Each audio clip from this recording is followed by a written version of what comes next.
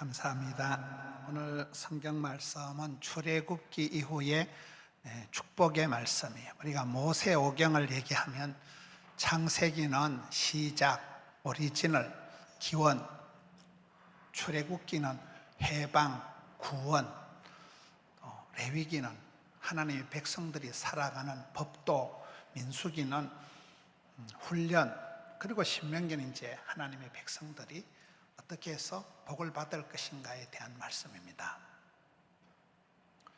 이스라엘 백성들이 광야 생활을 거쳐서 출애굽기는 우리 인생길하고 흡사하다, 우리가 살아가는 길이 출애굽 여정과 비스무리하다, 이런 말이 있습니다. 광야 생활을 거치고 난 이후에 과연 젖과 꿀이 흐르는 땅, 가나안 땅에 들어가서 받을 축복이 어떤 것일까요? 우리가 축복이라 하면, 건너가서 차지할 땅이라고 하면 젖과 꿀이 흐르는 땅이다 이러면 막 꿀이 뚝뚝 떨어지고 뭔가 모르게 달달하고 좀 꽃길을 걸어가게 되지 않을까, 이런 생각을 하는데, 오늘 말씀의 전체적인 분위기가 상당히 까칠합니다. 너희들이 앞으로 건너가 차지할 땅은 어떤 땅일까? 저는 이렇게 살아오면서 고생도 좀 해봤고, 제 머리 색깔을 좀 보시오. 대겉박 색깔을 보시오. 돌아간 머리를 돌리면 빠지고 안 돌아가는 머리를 돌리면 이렇게 희게 된다는 말이 있어요. 그럼 담임 목사님을 보면 아세요. 저는 이렇게 고생도 좀 해봤고, 목회 이제 어느 정도, 제가 목회 잘하거든요. 여러분 잘 모르시겠지만은.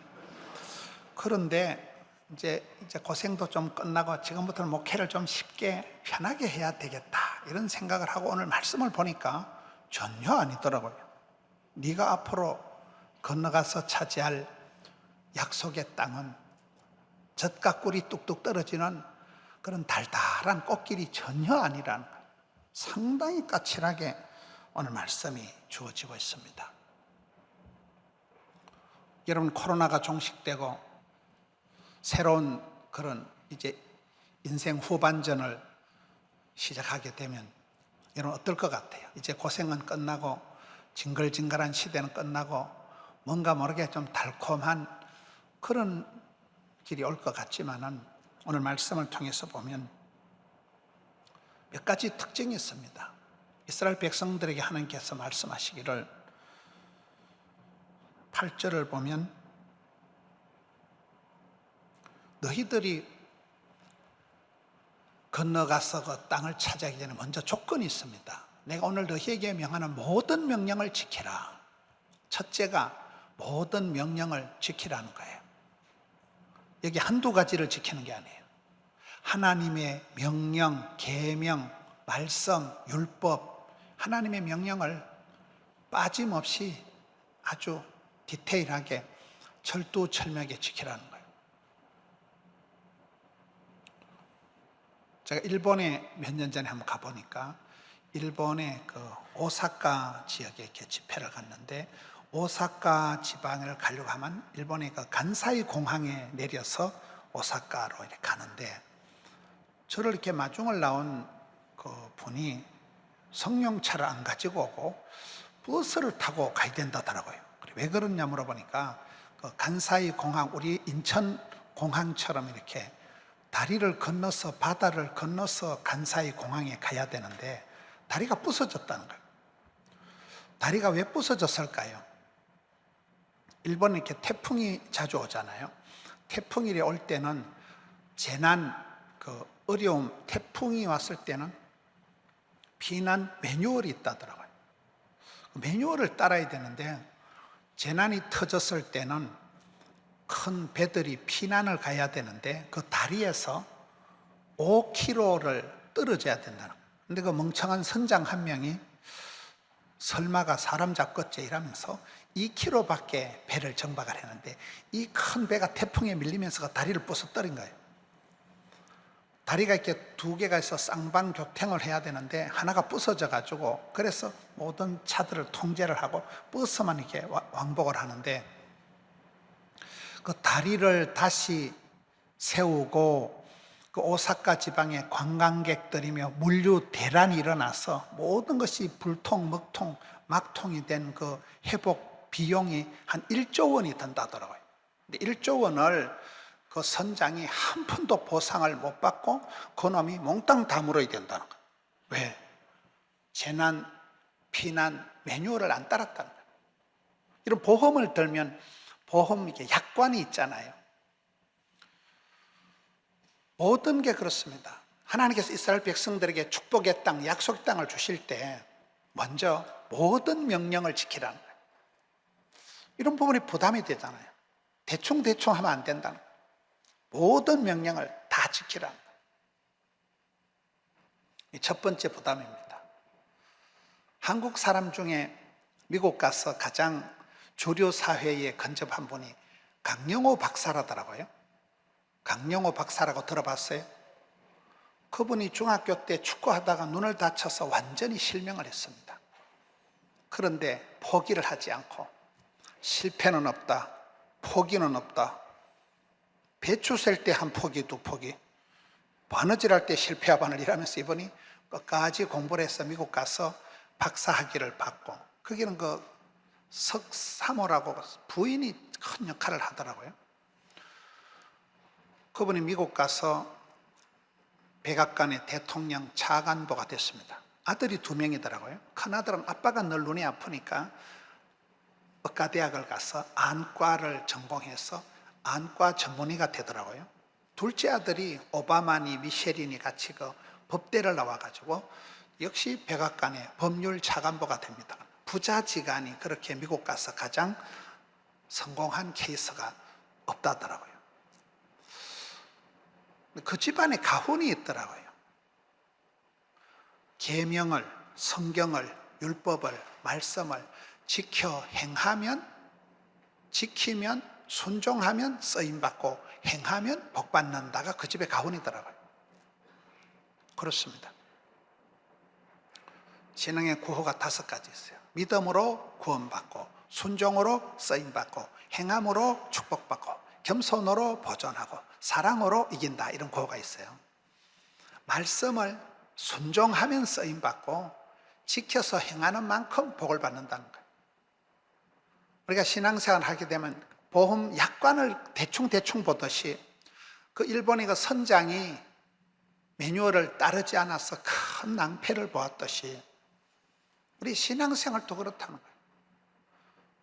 따라합시다. 덮어놓고 살지 말고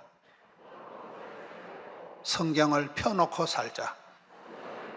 그래서 하나님의 말씀, 율법을, 계명을 그대로 솔라 스크립투라, 백투 더 바이블, 성경으로 돌아가서, 성경 말씀으로 돌아가서 말씀 속에서 답을 찾고 약을 구하고 복을 받고 길을 찾는 거예요. 말씀을 묵상할 때 하나님 말씀이 살아 운동력이고, 사람이 떡으로만 살 것이 아니라 하나님 입으로 나오는 모든 말씀으로 살아가기 때문에 늘 날마다 아침마다 말기 찬성, 말씀과 기도와 찬양과 섬김의 자리를 통해서 하나님의 뜻을 깨닫는 거예요. 아버지 하나님의 본심을 그때그때 깨닫는 거예요. 모든 명령을 다 지키라는 거예요. 하나님께서 모세를 통해 주신 613가지 율법, 하지 말라는 게 365고 하라는 게 뭐 212가지 이러잖아요. 두려워 말라 이런 게 365번 나온다 그러잖아요. 어떤 할 일 없는 놈이 또 그런 걸 세어받는가 봐. 난 성경에만 숫자를 들이대고 이런 사람은 조금 징그럽습니다. 뭘 그 숫자를 세어보냐, 그냥 믿으면 되지. 왜 365번이나 두려워 말라 이런 말이 나올까요? 365일 놀래 자빠질 일이 많으니까 그런 거예요. 이 세상에 곤고한 일이 많고 참 죽을 일 세빌 있다고 보는 거예요. 그러니 날마다 때마다 우리의 마음을 리셋해야 돼요. 마음을 내가 흘러가는 대로, 마음에 그냥 기분대로 그래 두면 엉망진창이 돼버려요. 쓸데없는 감정 소모가 심해지는, 헛된 데 마음을 소모해버리는 거예요. 그래서 마음을 항상 챙겨서, 물어 지킬 만한 것보다 마음을 지켜서 내 마음의 신비에 마음밭에 옥토를 만들어서 주의 말씀을 잘 심어야 되는 거예요. 복음이 심었습니다. 복음이 싹이 났네요. 뭐 그런 노래가 있어요. 모든 명령을 지키는 게 첫째 조건이더라. 엄청 부담되잖아요. 우린 좀 프리하게 자유스럽게 신앙생활하고 싶은데 성경은 굉장히 까칠하게 아니다. 모든 명령을 토막토막 한 구절 한 구절 모든 명령을 다 지키라는 거예요. 저는 이 말씀이 굉장히 부담이 되었습니다.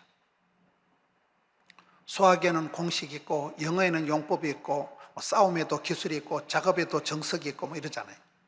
모든 사역에도 매뉴얼이 있다는 거예요. 인생 사역 지침이 있다는 거예요. 인생 교과서가 있다는 거예요. 그게 성경이라는 거예요. 말씀으로 돌아가서 말씀을 거울 삼아서 말씀 속에서 항상 내 삶의 지침을 찾아야 됩니다. 말씀을 들을 때 그 말씀 속에서 왜 강사가 저 메시지를 하냐는, 저게 오늘 내게 어떤 메시지 레마의 말씀으로 오냐는 거예요. 여러분, 사람이 호랑이는 죽어서 가족을 남기고 사람은 죽어서 이름을 남기고 크리스찬은 죽어서 간정거리를 남긴다 이러잖아요. 간정거리가 뭡니까? 내가 받던 말씀 한 구절을 가지고 그 말씀을 붙들고 몸부림치면서 살다가 남은 그 어떤 삶의 파편들, 삶의 어떤 그 스토리가 그게 간정거리잖아요. 말씀 하나 붙들고 가는 거예요. 하나님은 그 사람에게 복을 주시기 전에 말씀을 주시는 거예요. 저는 여러분 보시긴 제가 말짱해 보여도 대학 때 아파트 한 채 수술비를 말아먹었습니다. 그때 종합병원에서 한 달 안에 죽는다고 부산에서 가장 큰 병원에서 제가 수술을 못하고 실려 나왔습니다.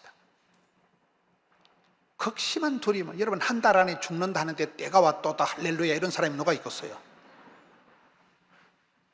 뼈가 녹는다는 표현을 제가 이해를 하는 사람이에요. 그래서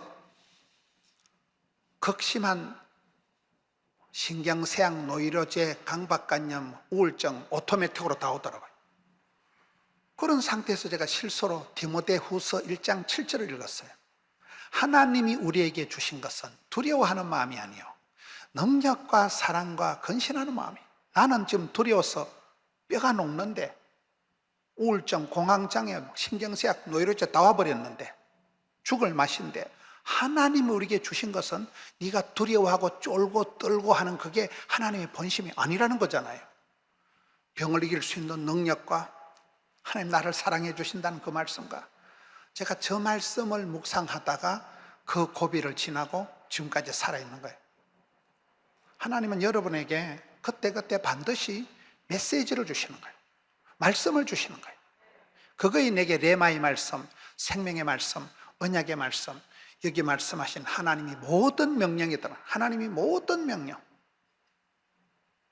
중학교 때 은혜 받은 거 가지고 고등학교 때 버티기 작전이 안 됩니다. 아가씨 때 은혜 한 판 받았다고 권사님 되어서 유지가 안 돼요. 날마다 때마다 아침마다 새 힘 주신 하나님. 그래서 우리는 항상 하나님 내게 오다 하시는, 하나님 내게 말씀하시는 모든 명령을 지켜 행할 때 쓰임받고 부름받고 사랑받을 수가 있는 거예요. 모든 명령을 지키세요. 하나님 37제로 28제로 가부식기 애놀이가 없습니다. 제가 좋아하는 말이 하나님 100%, 사람 100% 그 말을 좋아합니다. 전지전능하신 하나님, 생로병사, 흥망성쇠, 생사하복을 주관하시는 분이 하나님이시지만은 하나님이 다 예정하신다고 우리는 자빠져자면 되는 게 아니에요. 그 언약의 하나님, 틀림없는 확실하신 하나님이기 때문에 네가 믿음대로, 꿈꾼 대로, 심은 대로, 소원대로 행한 만큼만 복을 받는 거예요. 그러니 하나님의 명령, 하나님의 약속이 확실하기 때문에 담대히 나가야 되는 거예요. 생육해라, 번성해라, 충만해라, 번성해라, 다스리라 할 때는 하나님 우리에게 오다 하실 때는 그 명령을 수행할 수 있는 건강도, 새 힘도, 물질도, 인기도 함께 주시는 거예요. 하나님이 오다 하실 때는 가야 되는 거예요. 부담이 축복이다. 스트레스가 양념이다. 피곤이 능력이다. 이열이가 치열이다. 바쁠 때 진도가 팍팍 나간다. 삼복더위에 우리는 은혜 받는 거잖아요. 휴가철에. 제가 어저께도 담임 목사님 얘기하면서 깜짝 놀란 게, 담임 목사님은 휴가철에 교회를 지키신다더라고요. 보통 목사님들은 휴가철에 막 다른 데로 가요. 담임 목사님은 추석 때 역기성객들이 있듯이 시골에 있던 사람이나 먼 곳에 있던 사람들이 휴가철에 성지순례 하듯이 만나교회를 온다더만. 그런 성도들을 웰컴 하신다는 목사님. 참 가슴이 따뜻한 목사님이세요. 저는 반대로 하잖아요. 저는 휴가철에 양떼들을 버리고 만나교회로 왔잖아요. 지금.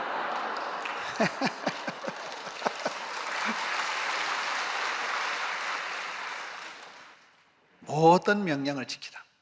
하나님이 내게 오다 하실 때는 반드시 뜻이 있다는 거예요.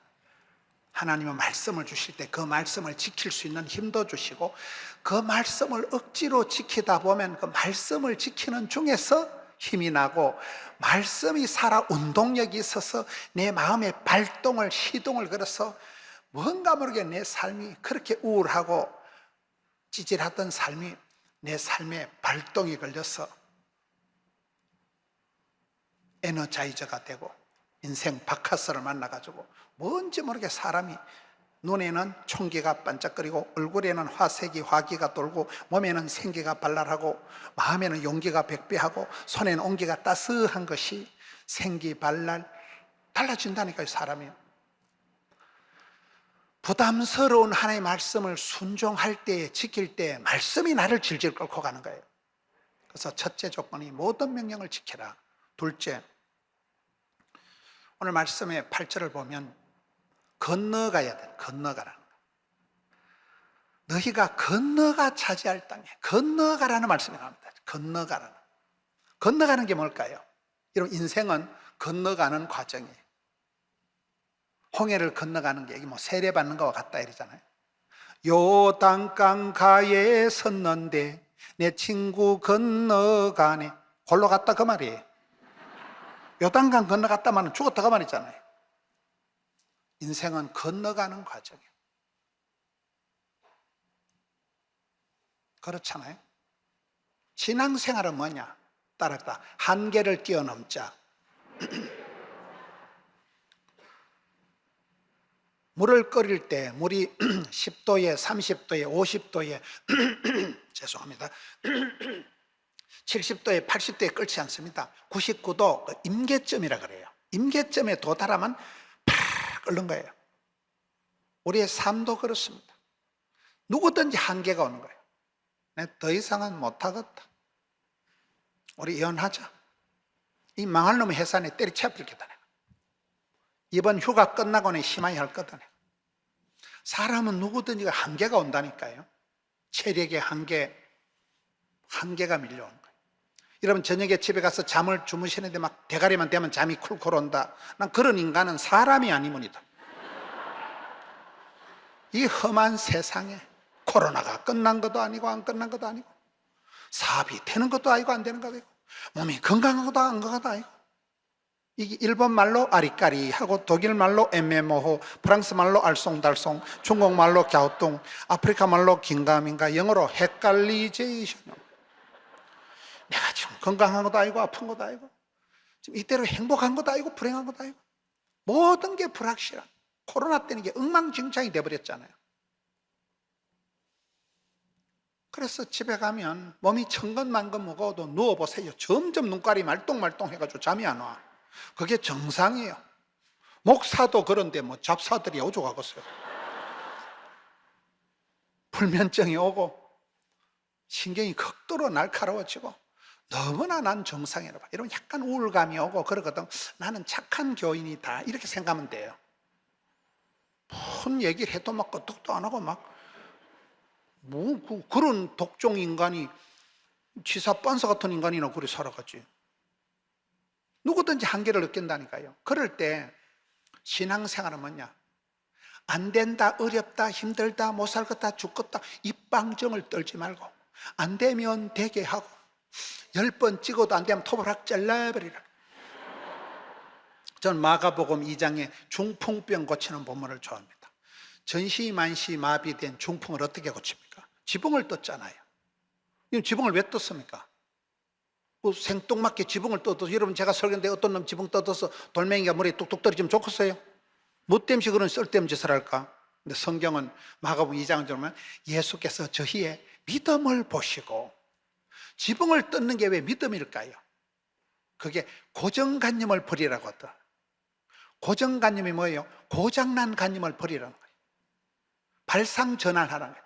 안 된다, 어렵다, 못 살겠다, 죽겠다, 힘들다는 부정적인 방정맞은 생각을 걷어치우고, 안 되면 되게 하고, 10번 찍어도 안 되면 토브럭 잘라. 발상전환, 생각의 뚜껑을, 지붕을 뜯어 제껴버리라는 거예요. 그러면 된다니까요. 건너간다는 것은 점프해라, 통과해라. 따라합시다. 추월자가 되지 말고 초월자가 되자. 이겨 먹으려고 라이벌 의식을 가지고 그렇게 추월하려고 하면 굉장히 피곤해요. 초월하면 돼, 초월하면 돼. 차원을 달리하면 되는 거예요. 저는 아주 산골, 시골 출신입니다. 저는 부산에서 왔습니다. 저는 몸이 굉장히 아팠어요. 먹고 죽을 돈도 없었어요. 근데 지금 이래 보면 체력의 한계를 뛰어넘고, 교단의 한계를 뛰어넘고, 지역의 한계를 뛰어넘고 다 뛰어넘었더라고요. 그게 신앙생활이에요. 여러분, 이스라엘 백성들이 가장 최고의 절기 6월절이 뭔가? 패스 오버, 패스한다는 거예요. 통과한다는 거예요. 건너간다는 거예요. 지나간다는 거예요. 사망, 죽음, 흑암의 권세가 너희 집에는 해당이 안 된다는 거예요. 주의 보혈을 보는 자, 피를 보는 자에게는, 그 가정에는 사망의, 흑암의 사자가 패스한다는 거죠. 여러분, 우리가 신앙생활 잘할 때는 새파랗게 살아서 천년만년 우리가 슈퍼맨 같이 잘하는 게 아니에요. 환난은 벗어나게 해주시고, 피할 길을 열어주시고, 고통의 때는 줄여주실 때, 그게 천만다행한 게 되는 거예요. 어저께 제가 사랑하는 친구 목사님한테서 이렇게 미국에서 메일이 왔더라고요. 김 목사, 나는 그동안 20몇 년을 천신만고 끝에 20몇 년 목회를, 그 단어가 천신만고 끝에 내가 22년 목회를 하다가 지금 안식년 비슷하게 해서 한 달 동안 미국에 여행 중에 이 친구 목사님이 메일을 보냈더라고요. 천신만고 끝에 22년을 보냈다는 그 말이 와닿는 거예요. 우리가 신앙생활 하는 게 막 만사가 형통하고 넓은 꽃길을 달달하게 그래 걸어가는 사람이 없어. 믿음의 사람들이 다 그렇다. 구약의 대표적인 선지자가 엘리야잖아요. 엘리야 몰라요? 엘리야가 명랑한 여건 환경 가운데서 그렇게 선지자 활동한 게 아니에요. 남쪽 유다, 북쪽 이스라엘의 40명 가까운 왕들 중에 가장 악독한 아방 시대에 선지자를 잡아 죽여버리는 시대에 생명 위협을 느끼면서 살았어요. 3년 6개월 동안 나라가 땡땡 가뭄이니까 입에 풀칠을 못하니까 그리 시내가에 가서 강물 쪽쪽 빨아먹다가 까마귀 알아요? 까마귀가 무슨 호텔에 스테이크를 물어다 주는 거 아니에요. 옛날에 시골에 가면 꽃시내하고 이래 음식을 이렇게 뭐 까치밥을 남겨놓고 이래 음식을 먹기 전에 이래 한 주먹을 담벼락에 나무 가지 위에 걸치고 이런 게 있어요. 시골에 가면 그 말라 비터진 쓰레기장 옆에 있는 그 음식물 쪼가리를 그걸 까마귀가 세리 물고 가다 입에서 침이 나와서 노글노글 하면 엘리야야 받아 먹어라. 그게 까마귀가 물고 오는 거예요. 말귀를 잘 못 알아들으시. 그러다 안 되니까 사라바 가부집에 가서 그 빌부터 먹는 거예요. 엘리야의 일생을 보면 아슬아슬 조마조마 간들간들 위태위태 그렇게 살아가더라고요. 그러나 결론은 구약의 최고의 선지자가 되는 거잖아요. 우리의 일생도 그렇다는 거예요. 날마다 숨쉬는 순간마다 내 앞에 어려운 일이 천지백갈이지만 늘 절망하고 금방 우리가 우울감에 빠지고 하지만은 하나님께서는 그때그때마다 통과해라, 패스해라, 일어나, 건너가라는 거예요. 이 이스라엘 백성들에게 건너가라는 것은 무슨 투어리스트처럼 소풍 가고 지금 성지순례 가는 게 아니에요. 전쟁을 불사라는 거예요. 사선을 넘어가라는 거예요. 여러분, 젖과 꿀이 흐르는 땅 가나안 땅이 여러분 꿀이 뚝뚝 떨어지는 데가 아니라니까요. 거기에는 가나안 7족 속이 버티고 있는 거예요. 가나안 7족속이 누굽니까? 네피림, 거인족 속들, 안악자손이란 말은, 안악이란 말은 모가지가 길다 말이야. 목이 긴 장대 같은 인간들이 철병거를 무장하고 있는 거예요. 그때 이스라엘 백성들은 돌멩이 들고 설치는 석기 시대인데 이미 가나안 족속은 철기 시대에 들어가 있고, 여러분 난공불락의 막강한 덩치가, 사이즈가 게임이 안 되는 그것들이 딱 버티고 있는데 거기를 건너가라, 이거는 생명의 위협을 무릅쓰고 전쟁을 하라는 거예요. 인생은 그렇습니다. 저는 여러분들에게 오늘 말씀을 전하면서 사랑하는 만나교회 성도 여러분, 인생 후반전을 달달하게 꽃길을 걸어가시기 바랍니다. 그런 말을 하고 싶은데 성경은 전혀 반대라니까. 모든 명령을 지키라이, 한 개만 빠뜨리면 죽는다이, 건너가라이, 소풍 가라는 얘기가 아니에요. 꽃길을 넓게 여유 있게 건너가라는 게 아니에요. 전쟁을 불사하고 생명을 걸고 요단강을 건너서 도하를 해서 한계를 뛰어넘어서, 그렇습니다. 뒤돌아보니까 우리의 인생이 날마다 한계를 느끼지만은, 여러분 그렇잖아요. 앞길은 바라보면 막연하고 불안하게 짝이 없지만은 뒤돌아보면 지금까지 지내온 거 다 하나님의 은혜예요. 만 가지가 하나님의 은혜였어요. 제가 한 번은 미국에 집회를 갔다 오는데, 저는 영어를 잘 못합니다. 영어를 못하니까 그냥 비행기 안에서 자빠져 자는데, 집사람은 영어를 좀 알아들으니까 태평양 한가운데 왔는데 방송이 나는 거예요. 엔진에 뭐 서모거에 파이어에 뭐 그런 거예요. 비행기 엔진에 불이 나서 연기가 난다는 거예요. 저는 못 알아들으니까 편안하게 자빠져, 집사람은 큰일 났다는 거예요. 여러분 탄 비행기가 태평양 한가운데 연기가 푹푹 나면 좋겠어요? 제가 그날 돌아와서 바로 오자마자 결혼식 주례하고 쫙 있는데, 결혼식이고 나발이고 장례식 치르고 생겼다니까요. 이 비행기가 인천공항으로 와야 될 게 일본의 삿포로 항구에, 삿포로 공항에 불시착하네요. 일본의 삿포로라고 들어봤어요? 일본 지도가 바나나처럼 이렇게 길게 생겼는데 제일 그 북쪽에 북해도 삿포로, 거기에 불시착한 거예요. 제가 일본 말은 뭐 아지노모도, 다마네기, 뭐 시다바리 이런 거밖에 몰라요. 그래서 여러분 요즘 비행기를 타면 막 항공료가 엄청 비싸고 이게 막 항공 스케줄이 엉망이 돼버리면 보통 복잡한 게 아니에요. 이걸 표를 다시 구해야 되고 소통을 하는 게 보통 힘든 게 아니에요. 그때 그 사고로 보상비가 100만 원이 돌아오더라고요. 사고가 심각한 거죠. 뭔 말인가 하면, 우리가 살다 보면 만 가지가 하나님의 은혜예요. 여러분 생존케 해주신 하나님의 은혜를 헤아려야 됩니다. 많은 사람들이 쓰러지고 자빠지고, 그래서 저는 뒤돌아보면 만 가지가 하나님의 은혜예요. 일마다 때마다 하나님 도와주시고, 한계를 느끼고 위기를 느끼고 다 그만두고 싶을 때 그때 하나님이 일어나라, 건너가라, 반드시 내가 너를 도와주리라. 그래서 신앙생활은 건너가는 거라니까요. 통과해라, 패스해라, 점프해라, 한계를 뛰어넘으세요. 한계가 있거든. 감당치 못할 시험은 없다. 확 들이대면, 한계를 뛰어넘고 전공법으로 나가면 주께서 피할 길을 열어주시고 주께서 감당할 새 힘을 부어주시는 것입니다. 세 번째, 모든 명령을 지키고 그 다음에 건너가서 차지해야 돼. 차지할 땅, 건너가서 차지할 땅이라는 거예요. 차지하라는 게 무슨 뜻일까요? 완전히 승리의 깃발을 꽂고 완전히 끝까지 완주를 하고 끝까지 승리의 깃발을 꽂도록 나가라는 거예요. 저는 시골에서 자랄 때 강호이, 양호이, 중호이, 문호이 우리 형제들이 이렇게 있었습니다. 형님들이 객지에 나가서 공부를 하다 오면 객지에 가서 골병이 들었다고, 객지 가서 공부하던 형님들이 방학 때 되면 이제 골병이 들어왔다고 엄마가 찰떡을 해가지고 텅 빈 골을 채우는 떡을 찰떡이라고 있어요. 그게 채운다는 거예요. 차지하라는 거예요. 완전히 차지하라는 거예요. 완전히 이기라는 거예요. 여러분, 이스라엘 백성들이 요단강을 건너서 젖과 꿀이 흐르는 가나안 땅에 들어갈 때 이게 보통 쉬운 게 아니에요. 날마다 전쟁을 치르고는 그 전쟁을 치르고 결코 포기하지 마, 결코 낙심하지 마, 끝까지 완주하라는 거예요.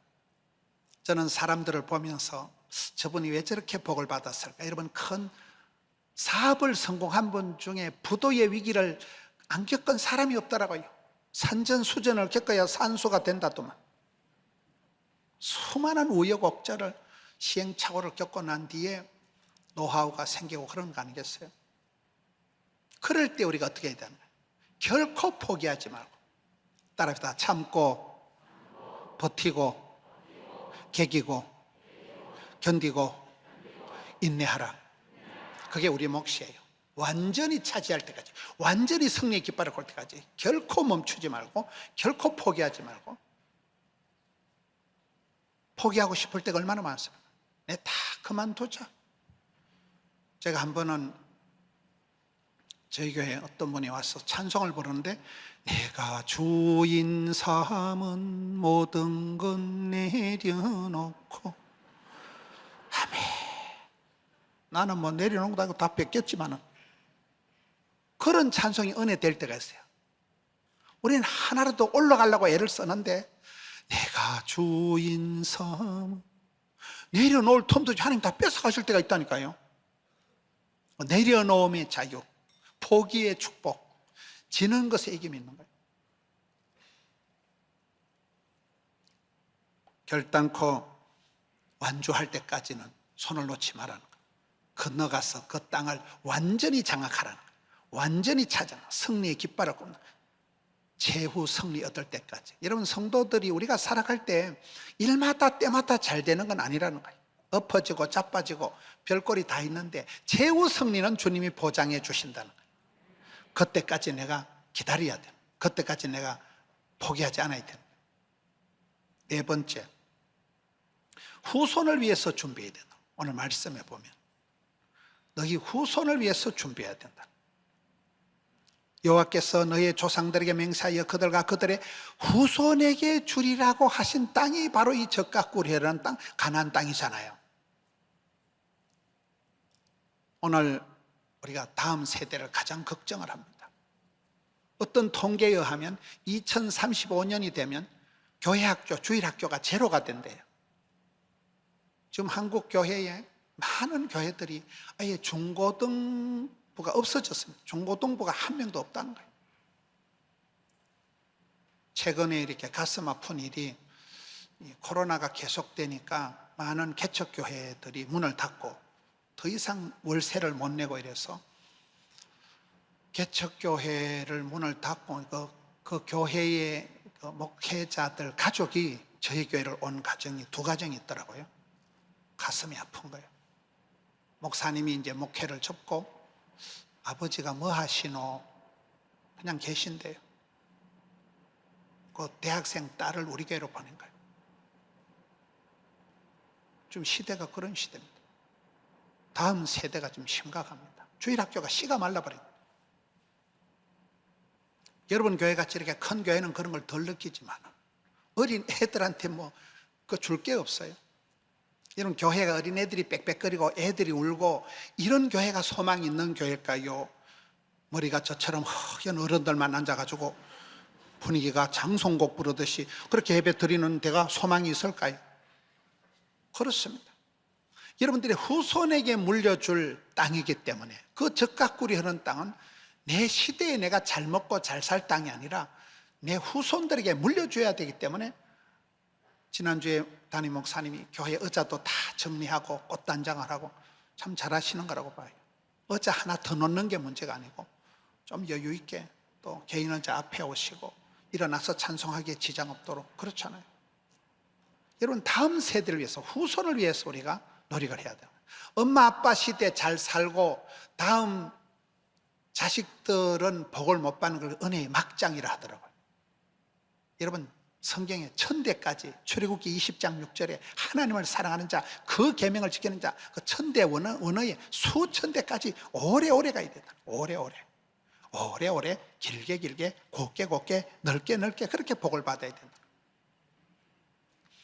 여러분 전통적인 우리나라의 부자의 세 가지 특징이 있더만요. 첫째는 밥그릇이 많다는 거예요. 식솔이 많다는 거예요. 둘째는 오래 간다는 거예요. 경주 채씨 보자는 한 300년쯤 한 10대를 거쳐서 오래 가야 된다는 거예요. 한 해 은혜 받고 그런 걸 졸부라고 하는 거예요. 막장이라니까요. 엄마 아빠는 잘 살고 아들 때 쫄딱 많은 걸 막장이라니까요. 세 번째는 환란 풍파가 터지만 포가 난다. 임진왜란, 병자호란, 6.25 동란 난리가 터지면 평소에 존경받는 그런 대감마님은 종놈들이 와서 지켜준다. 근데 평소에 지사 빤서같이 백성들의 피를 빨아먹는 그런 아주 나쁜 지주들, 이런 대감은 종놈들이 와서 난리통에 죽창으로 찔러 죽여버린다는 거예요. 그럼 죽창에 찔리는 게 좋겠어요? 안 찔리는 게 좋겠어요? 세 가지라니까요. 첫째, 밥그릇이만. 이건 시골에 가보면 큰 집에 그릇이 많을까요? 작은 집에 그릇이 많을까요? 시골에 작은 집에는 아예 제사나 이런 게 없어요. 큰 집에 가서 제사. 그래서 큰 집에 제기들이 그릇이 많아요. 전 어머니가 편찮으셔서 세브란스를 제가 오래 다녔습니다. 우리 어머니는 시골에 자라서 막 전시만시 골병이 들어가지고 병원에 무슨 과에 가도 다 해당이 되는 거예요. 아무 과에나 가도 뭐 치과에 가면 이빨 다 썩었고 무슨 과에 가도 다 해당이 되는 전시만신이 골병이 된 우리 어머니가 세브란스에서 심장병 수술하고 세브란스 온갖 수술을 다 하셨는데, 세브란스를 제가 다니면서 느낀 게, 세브란스 병원이라고 들어보셨어요? 거기가 언더우드 선교사가 25세 총각 때 한국에 와서 언더우드가 그 알렌 의사하고 세운 데가 세브란스 병원이라고 있어요. 거기에 종업원이 지금 8,000명이더라고요. 여러분 자녀들이 세브란스에 취직을 해가 있으면 취직이 잘 된 거요, 못 된 거요? 거의 준 공무원 수준이라니까요. 사립대학 종합병원에 총각 하나가 건너와서 세운 병원에 직원이 8,000명이 된다는, 식솔이 많다는 거죠. 여러분들이 사업을 잘하고 기업을 하는 분들은 저는 애국자라고 봐요. 그 사장님이 종업원을 100명을 1000명을 봉급을 주면 거기에 딸린 식솔들이 얼마나 많냐. 그게 애국자지요.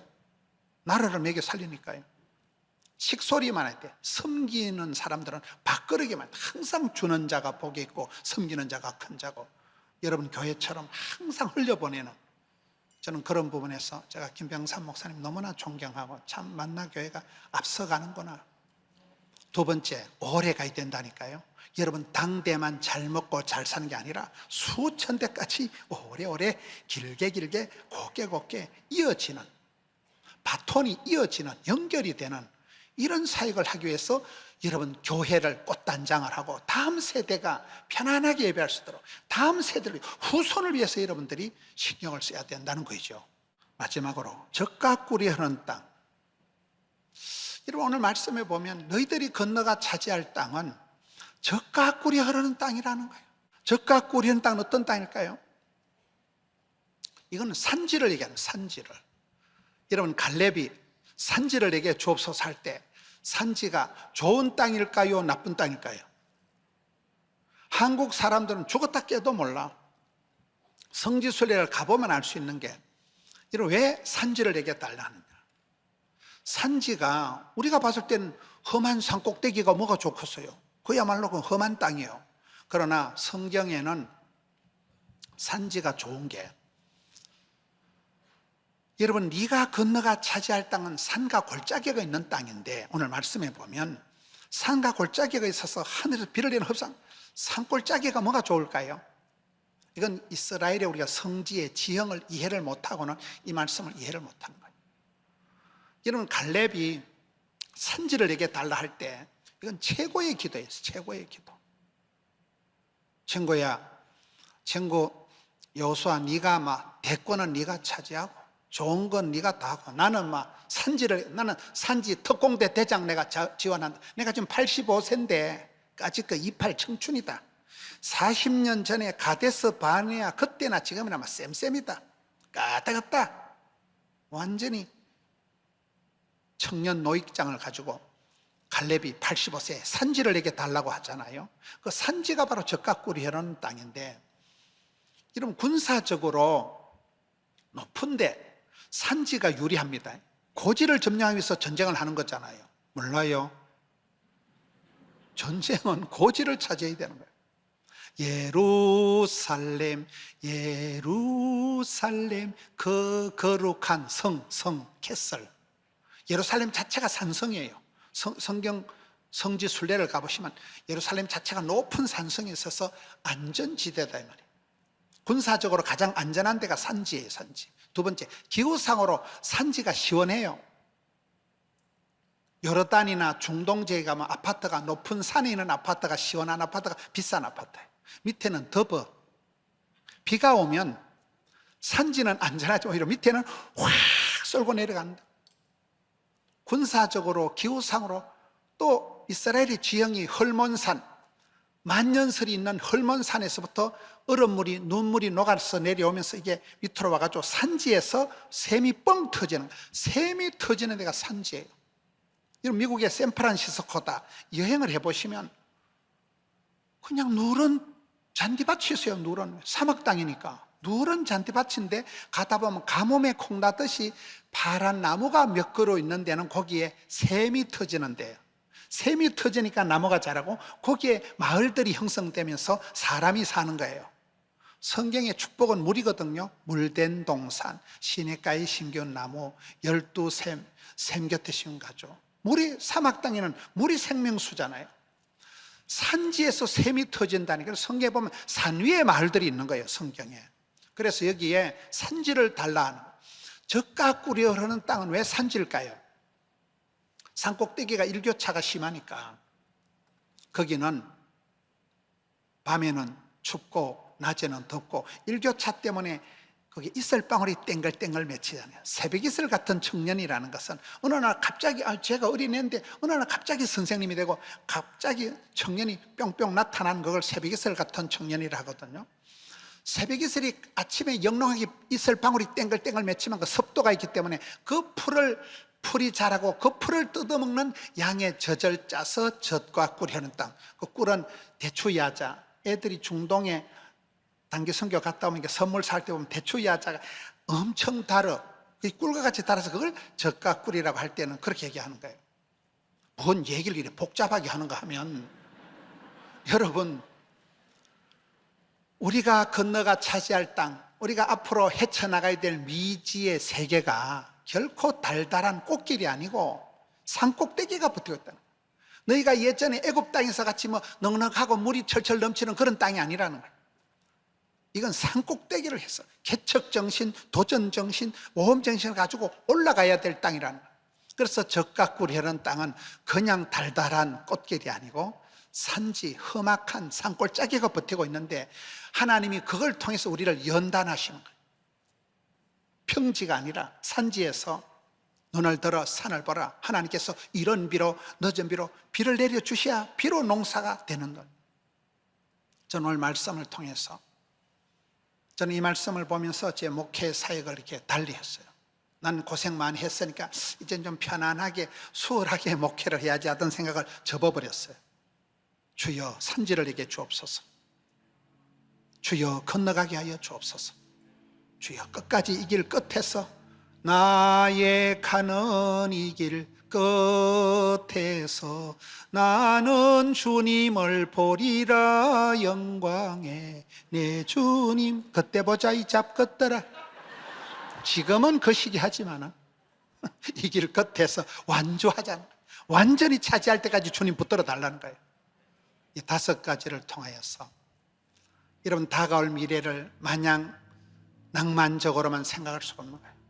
마음을 겸비, 예비, 준비, 유비무환을 해서 다가온 미래를 너끈히 감당하는 만나 가족 여러분 되시기를 축원합니다.